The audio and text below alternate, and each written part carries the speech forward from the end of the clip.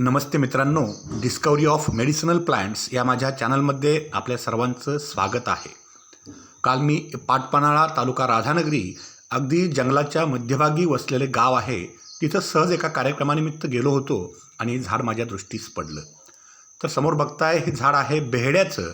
त्याला गावठी भाषेमध्ये हेळा असं म्हटलं जातं. आणखीन बोटॅनिकली टर्मिनालिया बेलेरिका असे याचं नाव आहे.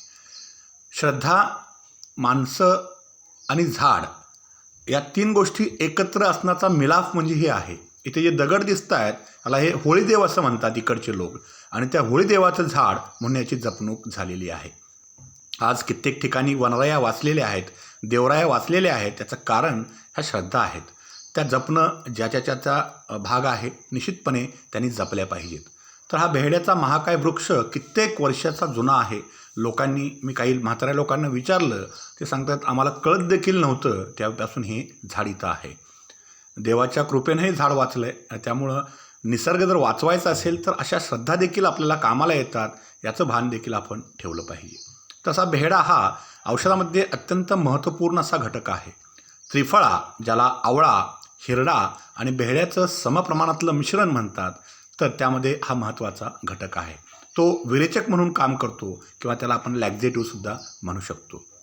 अगदी गाठाळलेलं, फार जुनं पुराणं, अनेक ऊन पाऊस झेलत उभं असणारे झाड आपल्या सर्वांना साक्ष देतं की तुम्ही माणसं व्यवस्थित राहिलात तर निसर्ग निश्चितपणे वाचेल. तर हे बेहड्याचं झाड प्रचंड मोठं आहे. याची घेरी साधारणपणे मी मधल्यामध्येच मोजली, ती 25 फूट भरली. अगदी तळापासून मोजली असती तर 30 फुटाच्या वरती निश्चितपणे जाईल. तर अशा प्रकारे सर्वत्र जी मोठमोठी झाडं आहेत आणि वाचवली पाहिजेत. लक्षात घ्या, ह्या झाडाचा खास करून सध्या जे काम चालतं बिल्डिंगचं, त्या बिल्डिंग वर्कमध्ये याच्या फळ्या वापरल्या जातात. तर निश्चितपणे